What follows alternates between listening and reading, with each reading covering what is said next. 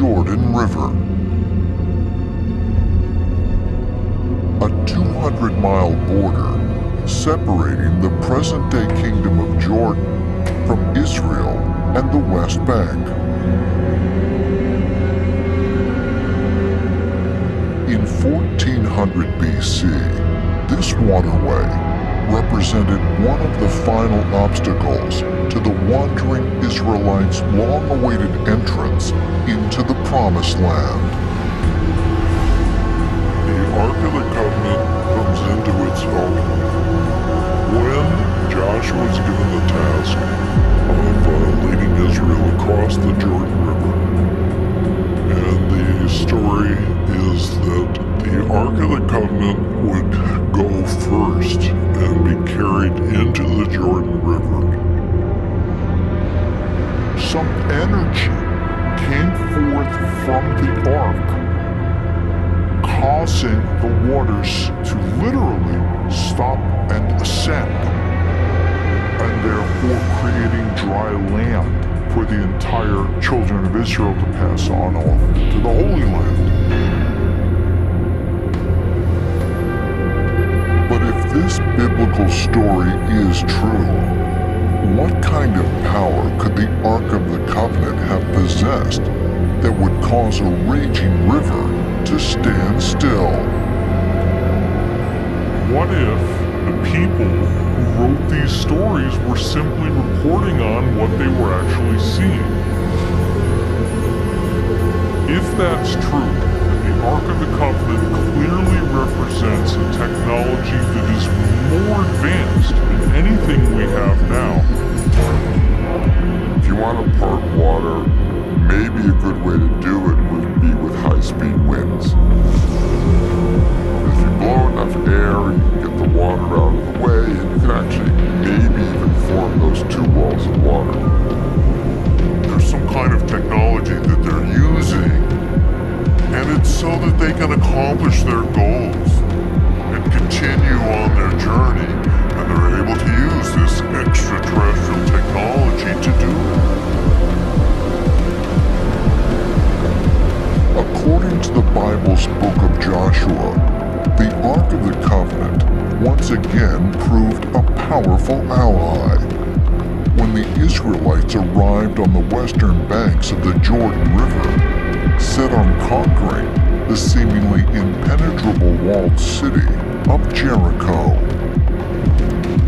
The reputation of the Israelites preceded them. People were terrified. They ever heard the rumors of the power of this great and awesome ark. They now come to the city of Jericho. The people were commanded by God to march around the city walls. They march around the city once on the first day. The next day they do the very same thing. The third, fourth, fifth, and sixth day it's the same thing. On the seventh day, they march around and then they blow the trumpets and all the people shout. Between the marching of the feet, the sounding of the ram's horns, the shofar, and with some power not described from the ark, it enabled the big stone mighty walls of the city of Jericho to somehow be vibrated with a earthquake-type force, which caused them to collapse.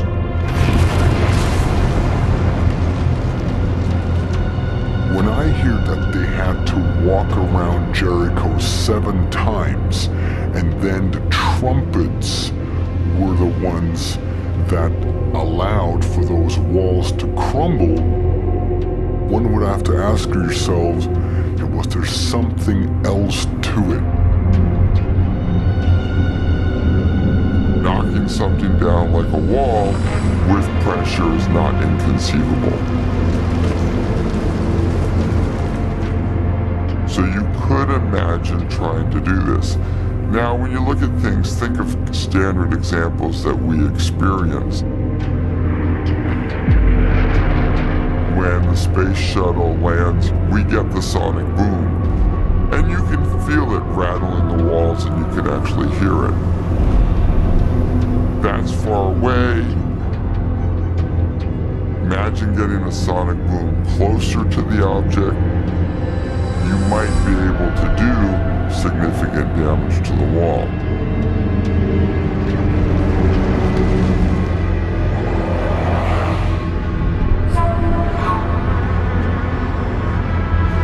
The methods used to build huge megalithic structures such as Pumapunku and the pyramids of Egypt remain a mystery.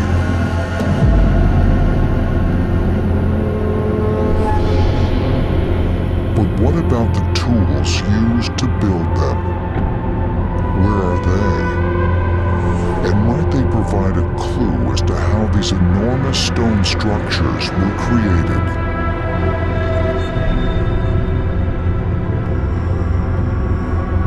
A lot of the real ancient mysterious work was done at a time when there was no steel.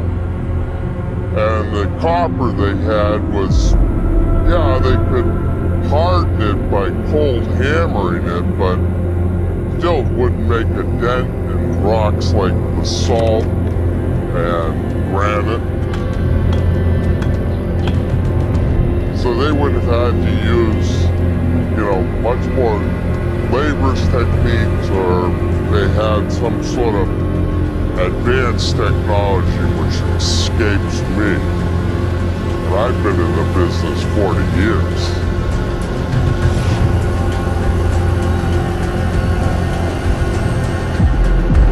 The tools and machines must have been equal to the task of actually building the pyramids. Crafting those statues to such a high order of precision. Crafting those boxes to a modern day precision that we find in our inspection lab. And the big question, where are the tools?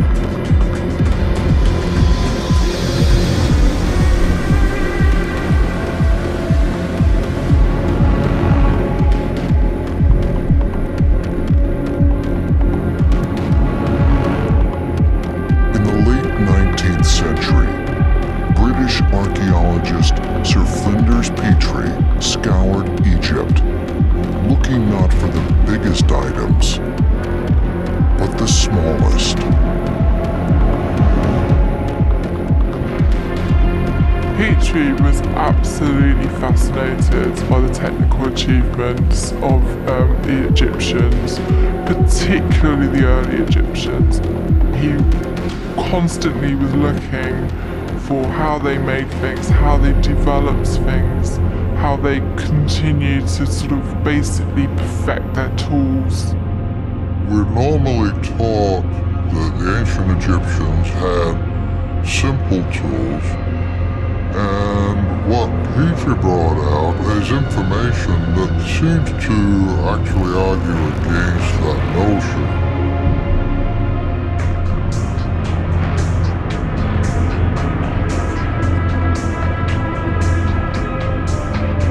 This is an example of a drill hole. You can see the very fine lines on it. You can see the technology that's made to use it. You can see how it's a perfect hole almost all the way through, but it tapers at one end. This is the fragment of a diorite bowl.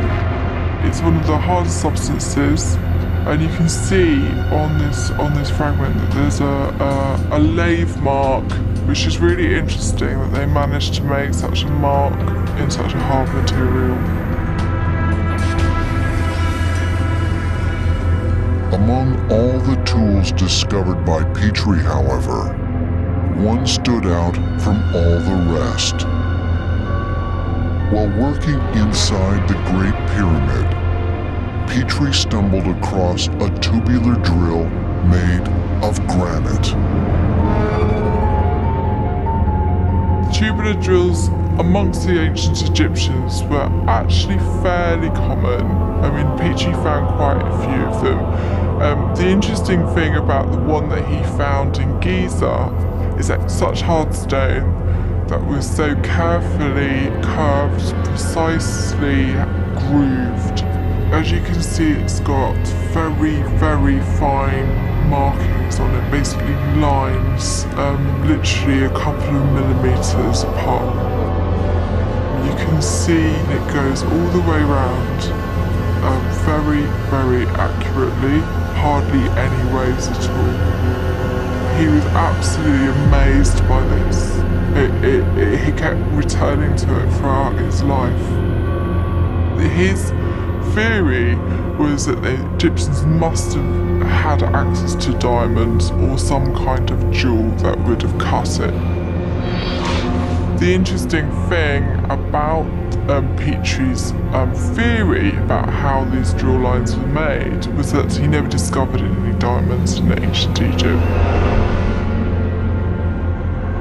So, where were they? Where did they go? We don't know. If the ancient Egyptians didn't possess diamonds, how were the precision grooves cut onto the granite drill? Did Petrie accidentally discover a tool made by extraterrestrials? Machinist expert Chris Dunn attempted to answer this question by creating his own granite drill, using the known tools and techniques of the ancient Egyptians. In order to test the Egyptologist theory about how the ancient Egyptians drilled into granite, I took a tube and I fixed a crank on it and actually used sand and silicon carbide, and after many hours of turning and drilling into this piece of granite, finally got deep enough that I could actually pop a core. And the reason for that was to actually look at the surface, not just of the hole, but of the core. The next step was to use a high-tech industrial microscope to compare his drill core to a latex copy of the one at the Petrie Museum. We have under the microscope the core that we drilled with the copper tube and sand. And as you can see, the surface of the core, the striations are not very clear.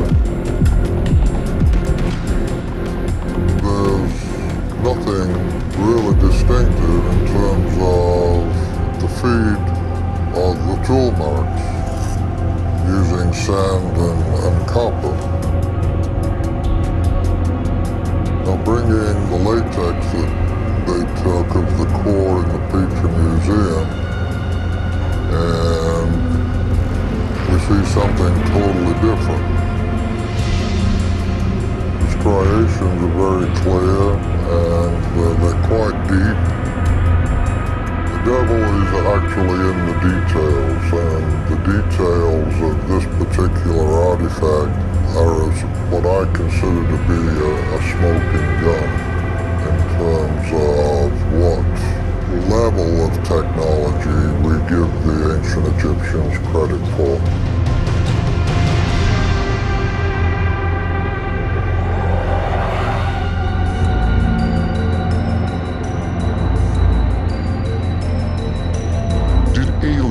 Really inspire our ancestors to build ancient temples and pyramids? And if they came here, did they leave behind any advanced knowledge of physics, astronomy, or mathematics? If so, is there any evidence that remains to this day? One example might be this one. Often described as the world's first mechanical computer, it dates back over 2,000 years. The Antikythera device was found in 1900 by sponge divers diving off a small island in the Aegean called Antikythera. There was a shipwreck there, and in it was a coral encrusted box, and it was made of metal alloys, and it then went to the Athens Museum, where a good 50 years later they were able to x-ray this box, and they were able to discern cogged wheels that were interconnected and give us a very good depiction of what this thing was. And it is a computer. It's a really sophisticated machine.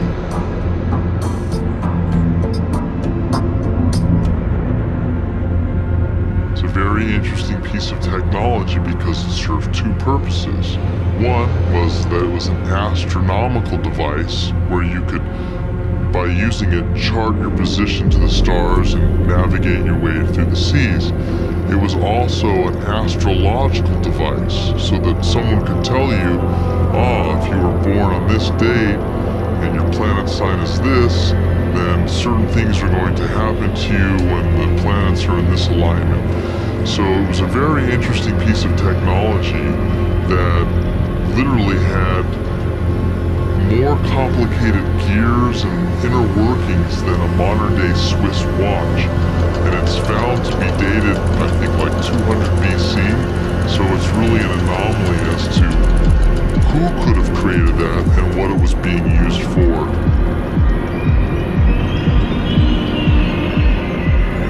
When archaeologists first started to examine this thing in the 1950s, they said that they never could conceive of the ancient Greeks having such complicated machinery. And in fact, they said this was tantamount to finding a jet airplane in the tomb of King Tut.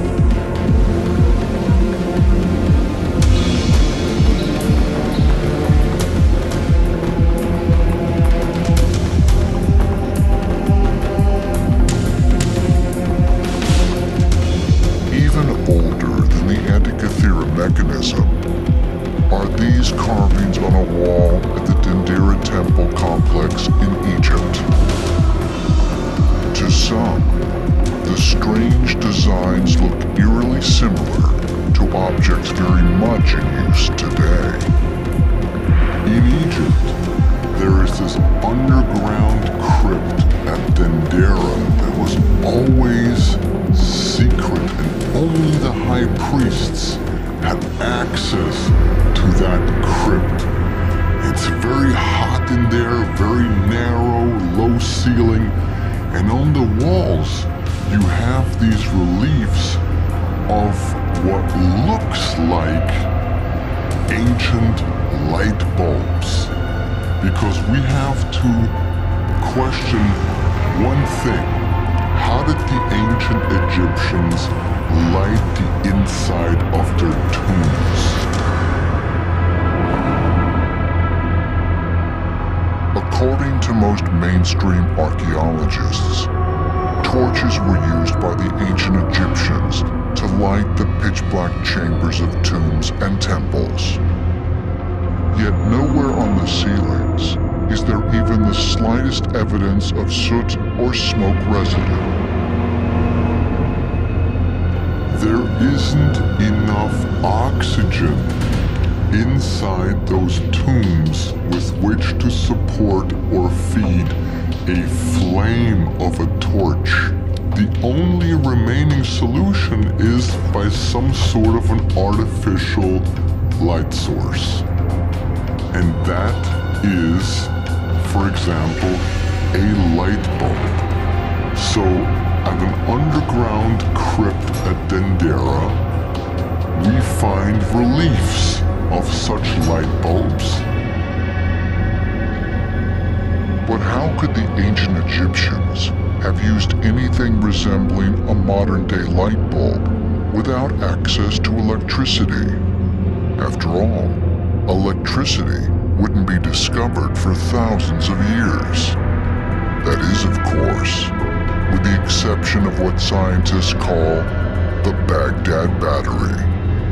The Baghdad Battery was discovered in ancient Iraq scholars today say there's no way that ancient man was using electricity or light bulbs.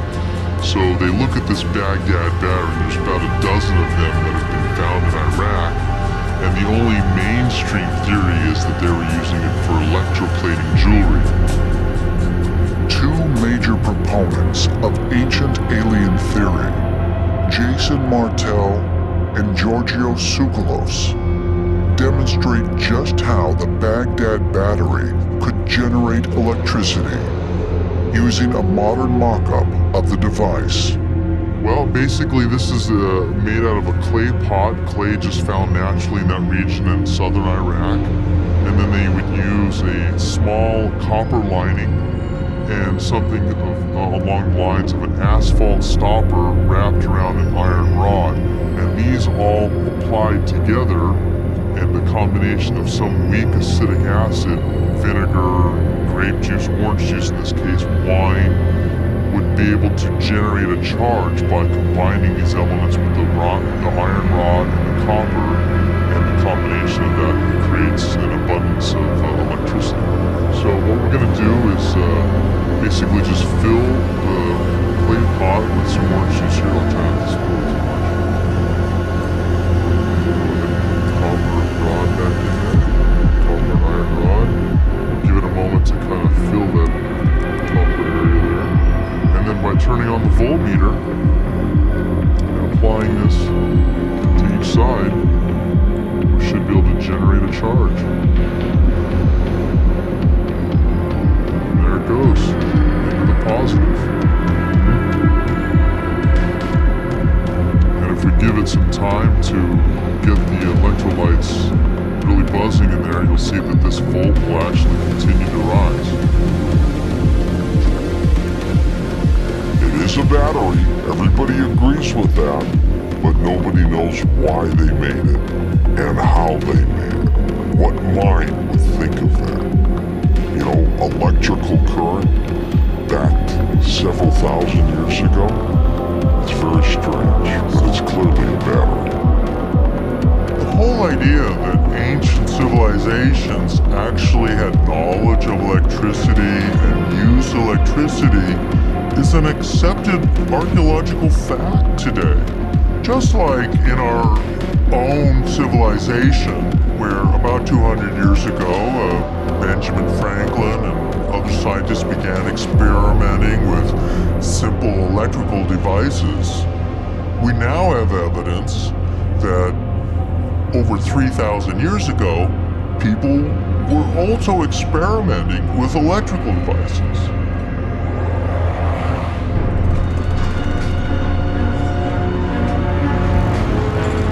In today's largest construction sites and quarries, huge mega machines are used to dig, cut, and lift stone. These man-made creatures dwarf their creators and perform the work of thousands of men using modern hydraulic technologies. Without such equipment, builders could never construct modern skyscrapers. Yet thousands of years ago, ancient civilizations were accomplishing the same work while constructing their monuments and temples using massive stones. These enormous blocks, many weighing in excess of 100 tons, would be a challenge even for today's engineers. Yet thousands of years ago, people cut them out of solid rock, transported them for miles, and then lifted them precisely into place. But how? Did they cut these massive stone blocks with hammers, chisels, and copper wire, as mainstream archaeologists suggest? Could they have lifted and transported them without a pulley system or the wheel? Or did ancient civilizations possess advanced technologies that have since been lost to science?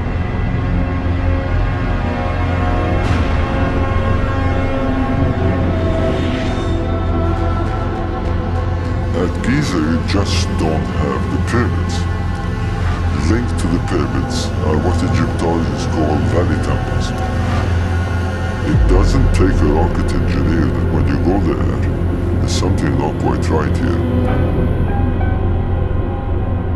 Whereas the pyramids are built with blocks of 2 to 3 tons, these temples, which are minute compared to the pyramids, are built with blocks of 100 tons, and some of them 200 tons. Now let me tell you what a 100-ton block is. If you take 100 family cars and you squeeze them together, you get one of these blocks. First of all, let alone how they move these blocks, is why would they want to use 100-ton blocks?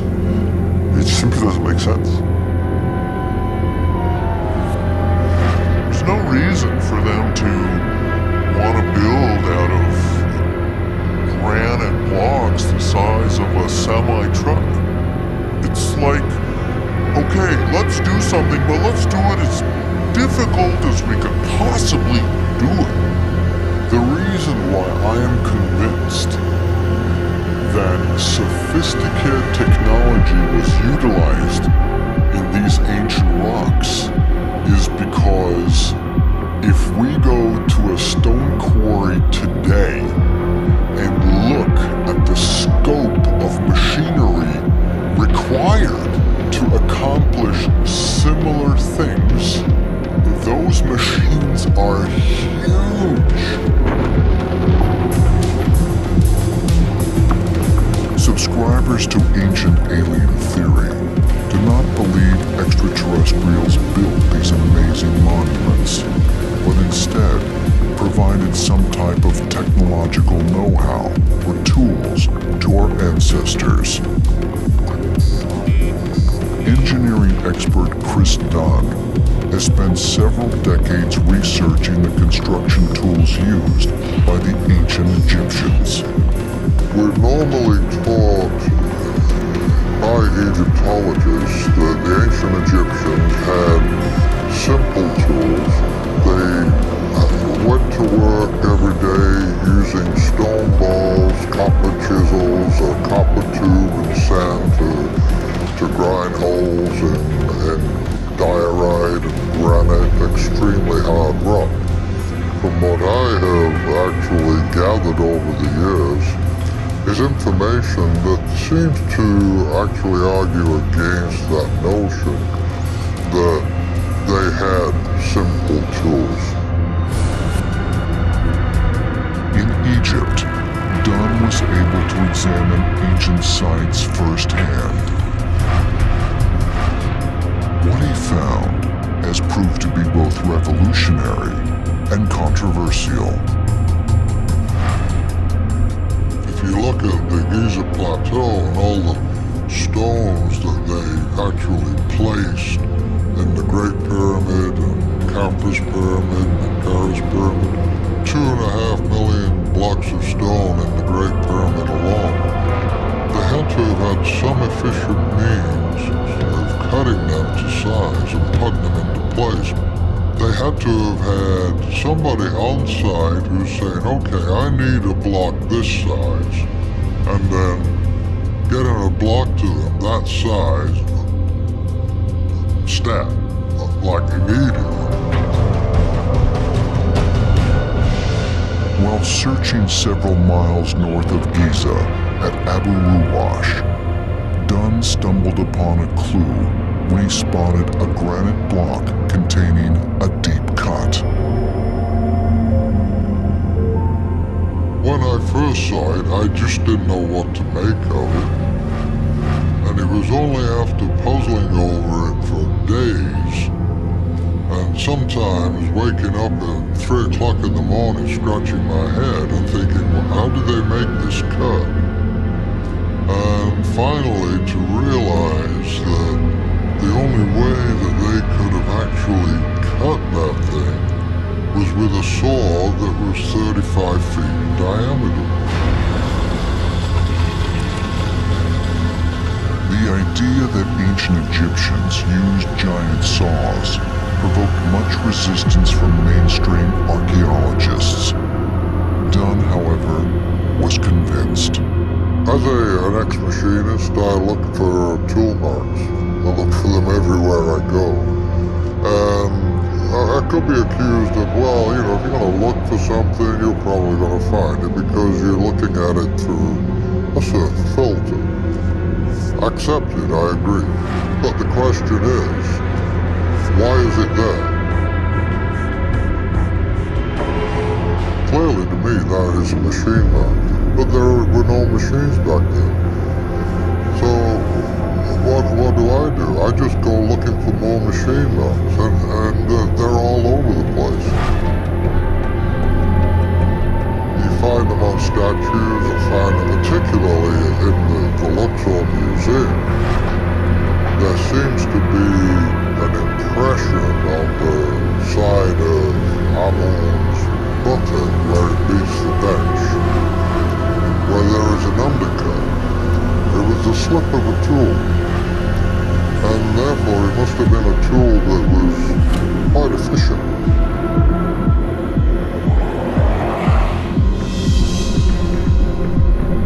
Paola Malta.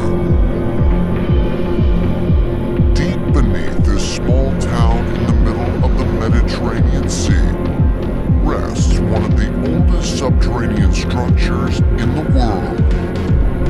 On the islands of Malta, there are prehistoric remains that are comprised of megalithic underground sites, which were considered to be communal burial sites.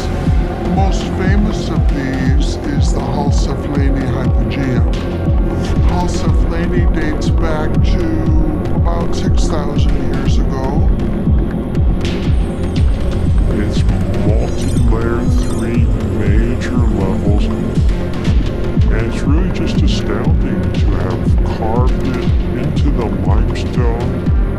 I'm a geologist. I know how difficult it is to engineer something like that and carry it out. To me, it shows incredible sophistication on a technological basis. I can't claim that I know exactly how they did it.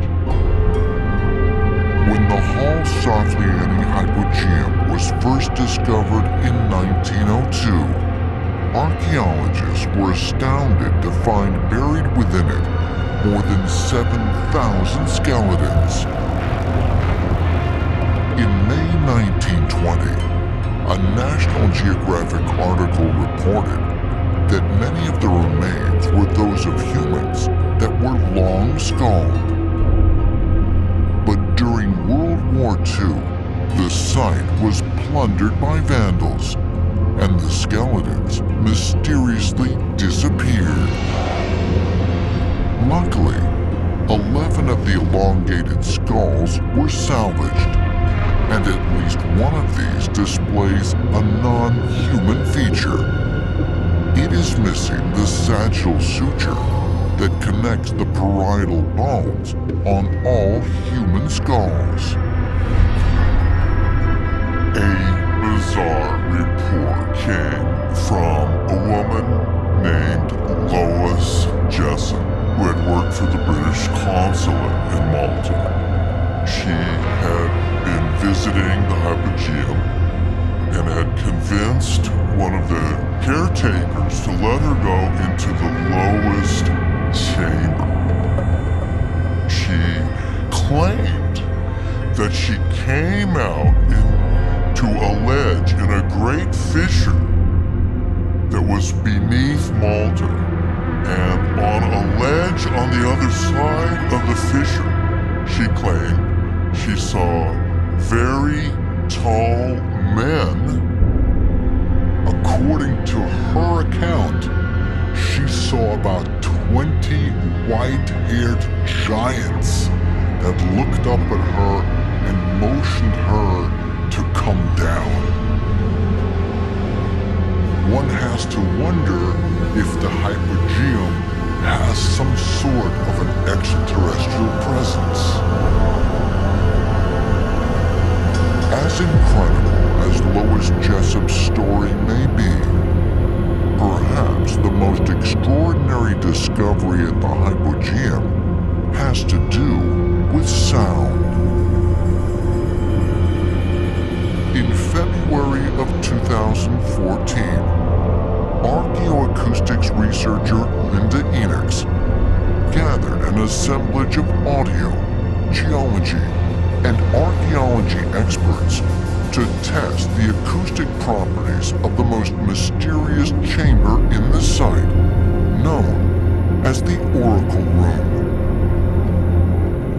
After extensive testing, Linda and her team reached an incredible conclusion. The entire hypogeum resonates at the specific frequency of 110 hertz. You physically feel the vibration of that sound in your whole body. It was mesmerizing. Sound is created by the vibration of an object, which causes the air surrounding it to vibrate and form a wave. Depending on the frequency it oscillates with, that will determine the note or the tone you hear. Hertz is the unit we use to measure frequency. It's basically the number of oscillations per second. Resonance is basically whenever something is vibrating, that frequency matches the natural frequency or vibration of the object. This is really important in sound applications. If you take an enclosed space, the way you get a resonance is to make the size of the room or space match the frequencies and wavelength of the sound you're trying to achieve, so that when it hits the ends of the walls, it reflects just right. These reflections build up the sound or magnitude of that vibration. What is going on here? And why are they specifically using that frequency? So you have to wonder whether extraterrestrials weren't involved in tuning the hypogeum to create this special frequency. What I have always found fascinating is that we have stories of these magical incantations, but operating something with voice commands, if you don't know what that is, that's a magical incantation. This is the interesting thing, because when you look at the Ark of the Covenant, you look at the high priest. The high priest, of course, would speak to God, wearing the breastplate of judgment that had the 12 stones on it. The high priest would approach the Ark of the Covenant, and he would start to recite certain tones, sounds. These were very deep, tonal, throat-type chants. The tones were said to then cause the stones to vibrate, and they would send out lights, and then the Ark somehow would react to this. There's some active energy there, which we call the glory or kavod of God. It's not God, but it's some actual energy field that if you would be in the presence, remember you couldn't go into, or a machine. That's right. Something was there that if you went too close, you died. I'll tell you exactly what that sounds to me like. This breastplate has optical and or acousto-optical transceivers on it, and they're handshaking, which is what the old school acoustic phone modems would do when you would call up, or the fax machine calls up to connect to the other side. What we're seeing here is that they would use sound to link heaven and earth. The idea that sound can facilitate communication between man and divine beings, like the Hindu use of Om, is a common theme in religious traditions throughout the world.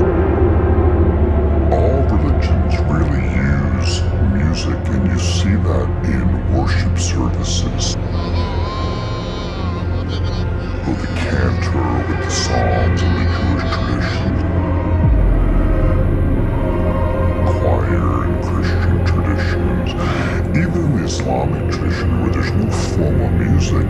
There's a melody to the recitation of the Quran.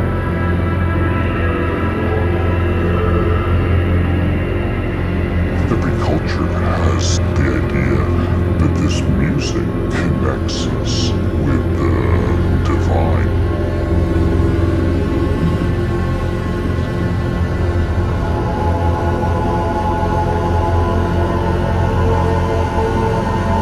For many religious practices, just as important as musical traditions are the locations in which the rituals are performed. A choir singing in Chartres Cathedral is magical because of the architectural space. And so these architectural spaces in all these various cultures, from these kind of secret monasteries in the Far East and in the Middle East, were famous for having architectural designed spaces that call up the sacred.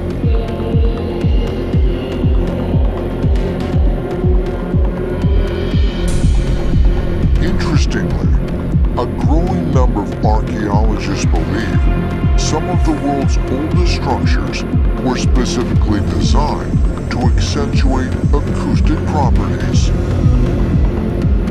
Like all of you, I'm always keeping up on the latest archaeological developments and research, and I think it's really fascinating that monuments worldwide have acoustic properties. What they're finding is that these were chambers that were designed where you would have this acoustic experience that you heard, but you also felt it in your bones, in your tissue. Yeah, they call this archaeoacoustics. Archaeoacoustics is an interdisciplinary field of archaeology dedicated to examining how sound and acoustics were utilized in the ancient world. It's a relatively new field, and archaeoacoustics is looking at the sound quality of ancient sites, historical sites, archaeological sites, where we see music probably played a role. Stonehenge is one of those.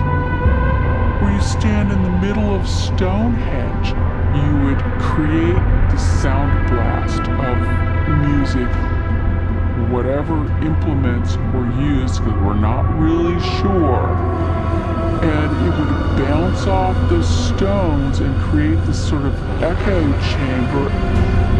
Stonehenge functioned as a sonic temple. By this, what I mean is that individuals in the center of the monument would create musical sounds, particularly of a low frequency, that would be contained actually inside the stones and build up an energy, if you like, for a purpose which we can only guess at right now. All around the world, archaeologists have identified numerous ancient sites that were designed according to acoustic principles, such as Göbekli Tepe in Turkey, the Hypogeum in Malta, and the Newgrange Passage tomb in Ireland. Newgrange has very strong acoustic properties. What they found is that the way the sound waves bounce around the chamber, they create what's called standing waves, and they increase in intensity and sound.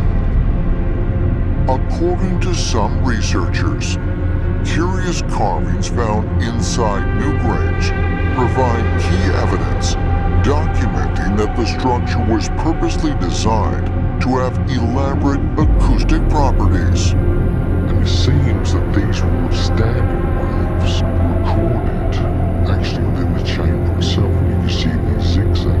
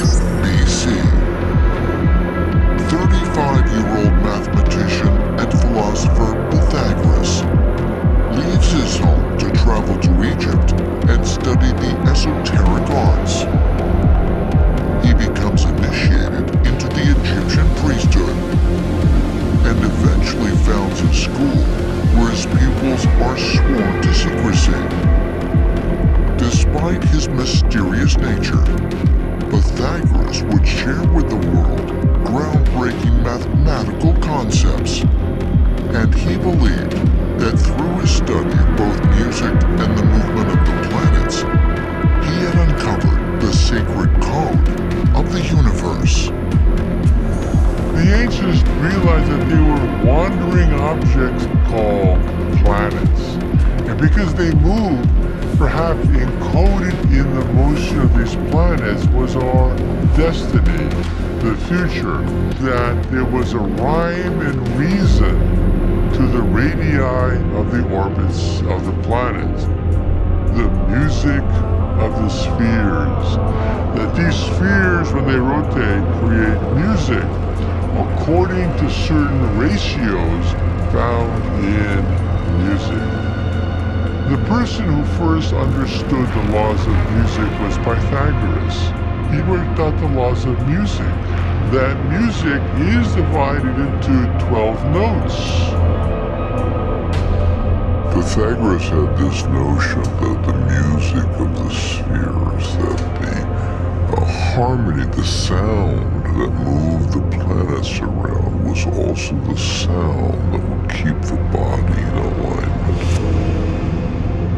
So above as below, that we would be in sync with the movements of our own galaxy because of this musical pattern that suffused everything.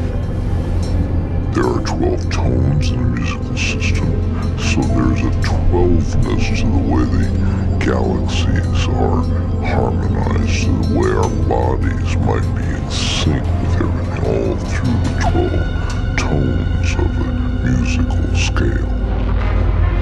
An octave has 12 steps to it, and that became the origin of the mathematics of music. Well, today we believe that string theory, which is what I do for a living, is based on the harmonies of vibrating strings.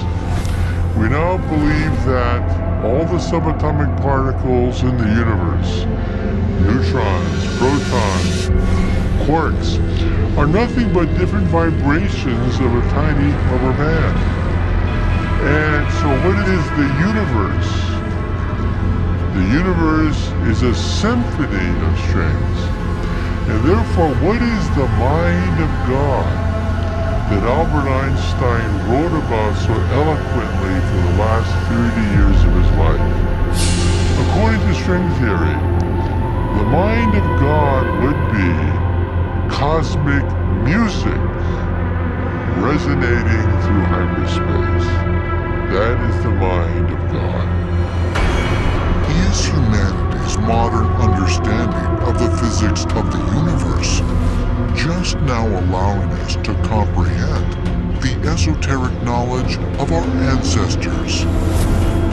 Knowledge that was perhaps given to them by extraterrestrials for future generations to rediscover. So if the number 12 is sacred to the physical world, we should question why. And in modern science, we're beginning to have an answer and to ultimately receive the revelation of the wisdom of God, symbolized by the number 12. So the number 12 is out there, but it can only be comprehended when the mind contemplates the reality of the physical world. And then by doing that, through the power of perception, the power of perception influences space and time, and therefore changes the whole physical world as we know it. Ancient religious leaders, commonly known as shaman, were seen as links between humans and the higher realm. For the shaman, sound was not used merely to make a spiritual connection with the divine, but to actually interact with other worldly beings. The term shaman comes from Siberian religious practices. It means somebody who can see.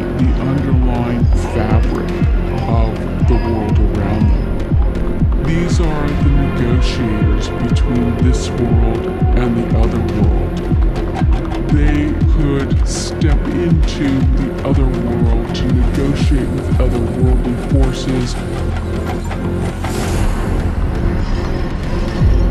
Individuals, shamans, when they chanted, when they sung, when they used the instruments, it was to enter into altered states of consciousness so that they could communicate with spirit entities and perhaps connect with what we might describe as ancient aliens.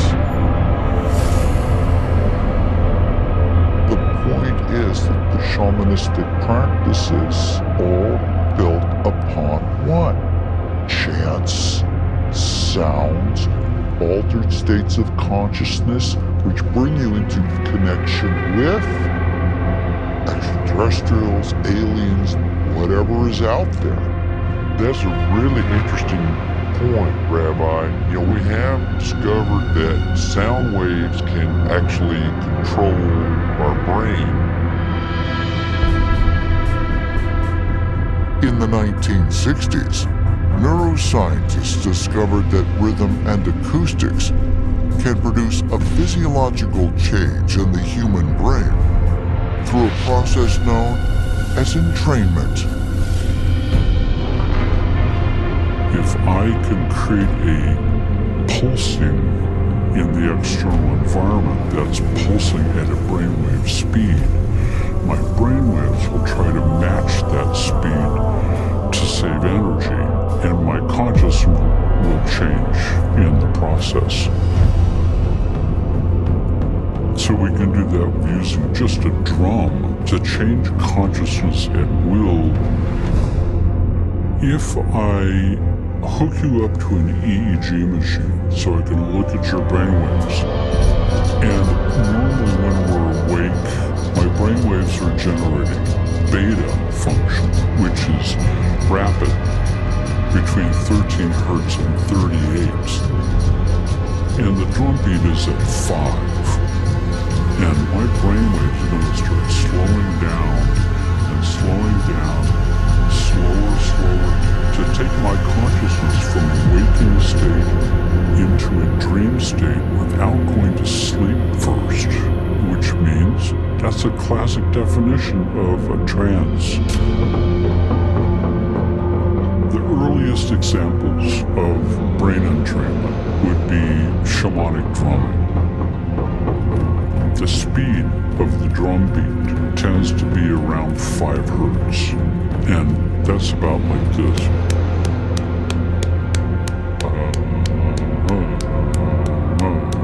That's about it. That's about 5 hertz. And 5 hertz is where your brain goes when you're dreaming at night. The whole idea is to transform consciousness. They were trying to achieve a connection with the divine, with the otherworldly. If modern science has proven that shamanic drumming does, in fact, induce a state of trance, could it also be true that it enables extrasensory abilities and even allows for communication with other realms? While it may sound like a far-fetched notion, in 1995, the U.S. government revealed that brain entrainment was part of its top-secret spy program called Project Stargate. Operatives in this clandestine unit gathered intelligence about persons, places, and events from great distances by sensing with their minds, a practice called remote viewing. During the 1970s, President Jimmy Carter's administration used remote viewers to locate a downed Russian spy plane in Africa.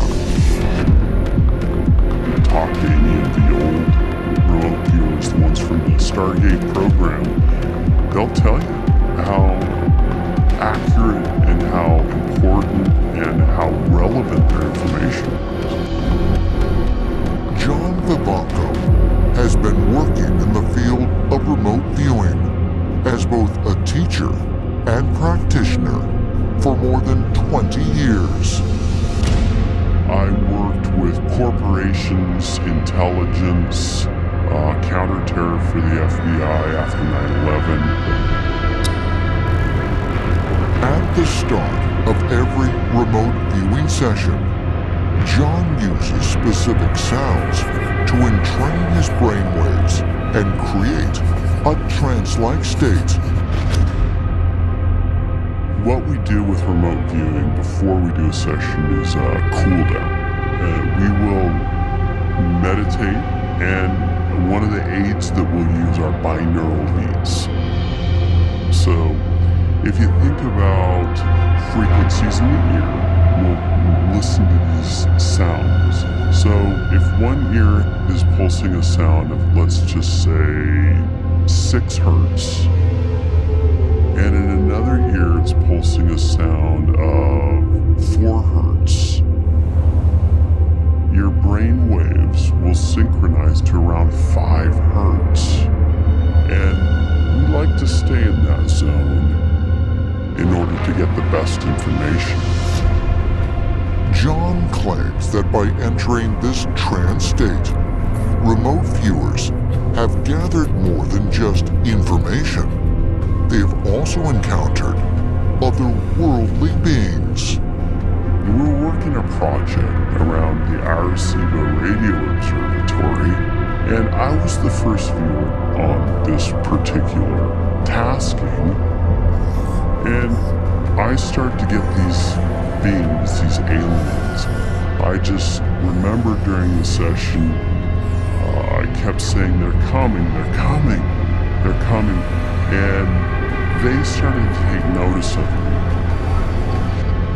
And I'm starting to freak out because I've got tons of adrenaline flowing through me. I'm in fight or flight. It telepathically communicated with me, and it said, we are here to help you, and we want you to help us. The other viewers started to experience the same thing. And so that's when we started to, okay, now, I'm not hallucinating. This is absolutely real.